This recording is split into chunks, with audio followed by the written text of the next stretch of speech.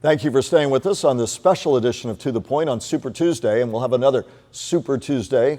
Florida will be in the middle of it, March 17th, I call it that. But this is the big night, 40% of delegates to be awarded, but Florida is such a crucial state.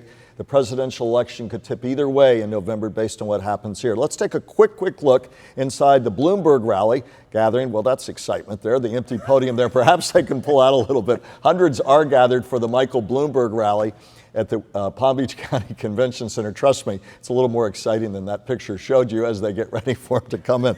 No, they're not invisible people going there. They're actually hundreds who've gathered there for the Bloomberg rally. The question is, as we wait for the candidates are not invisible, as we wait, live TV. As we wait, though, all seriousness, hundreds have gathered there for the Bloomberg rally just down the street from where we are.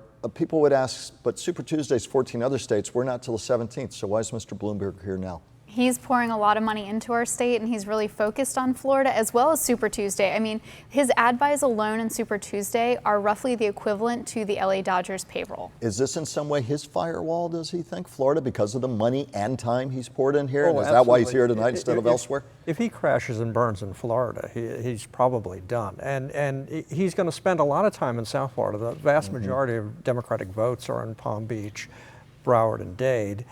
This is not a general election where you concentrate on the I-4 corridor. Certainly there's a lot of Democrats elsewhere around the state, but the vast majority of them are in South Florida. And he's going to need to do really well, and I think that's why he's spending some time in Palm Beach County tonight. Rather than in one of the Super Tuesday states. Talk about Florida as we look. We don't know what candidates will still be in it. We presume Mike Bloomberg says, I'm in it to win it. We'll see what his showing is tonight. Former Vice President Joe Biden, clearly. Elizabeth Warren, there's some question. How does she do tonight? Does she stay in it? Tulsi Gabbard is, with respect to non-factor in the polls, and has been. So you're going to have a clear come to Florida debate about progressivism and moderation in terms of who you pick, whether it's topics about Medicare for all, you name it.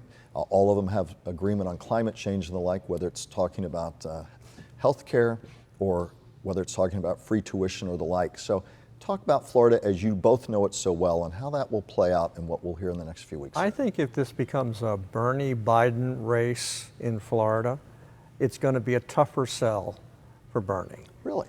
Because Florida Democrats are not, they're not hardcore social Democrats, as Bernie Sanders self-describes as a social Democrat. You know, they tend to be older. They tend to be a little more moderate. I just don't see him necessarily outdoing Biden here. I think it'd be tough.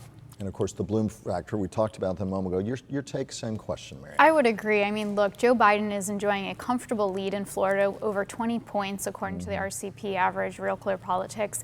And we see that a lot of people can rally behind Joe Biden, whereas Bernie Sanders is a tougher sell in Florida because he wants this type of very socialistic, socialized presidency. And the reality is that doesn't resonate with the base of voters that we have here in Florida. Talk about, as we move on, again, and I know I'm asking you for a crystal ball that nobody can really have, and yet so much talk. People, you at home hear people talking about a brokered convention. Will anybody really have the 1,991 delegates plus to go into the convention in the summer say, I'm it? What is your sense as we move forward? Biden picks off states here and there. Let's say continues to do well in Florida. Maybe Bloomberg has a surge.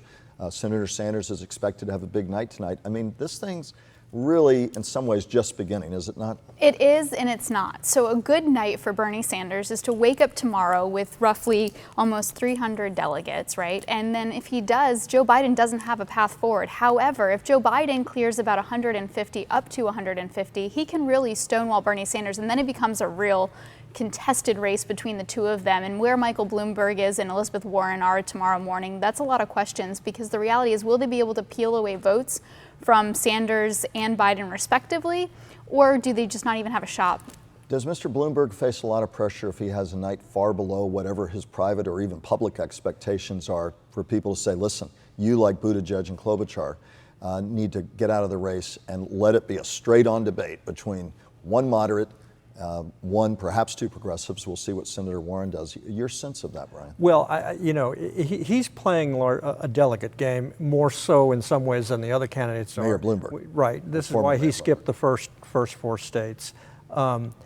He would, if he gets a significant chunk of delegates tonight, and neither one of the other two candidates are on the way to a By the way, majority. these are the numbers going into the night, just so you know. But go And ahead. neither one of them are on the way to a majority, then he might be in the power broker position. And then the game becomes, if you're looking for a moderate, Biden didn't get it done.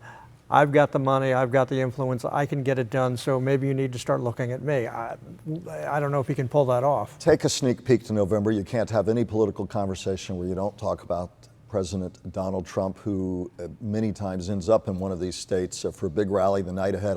I would bet everything come Florida primary night, somewhere in the state. Oh, yeah. President Trump, you can bet the bank on that. President Trump will be here. Look ahead to November. It was purple state, went to Barack Obama twice, and then now President Trump won in 2016. Your sense of whoever wins the Democratic nomination and the fight they're going to have in this purple state against the incumbent, well-financed and moving ahead, Mariana?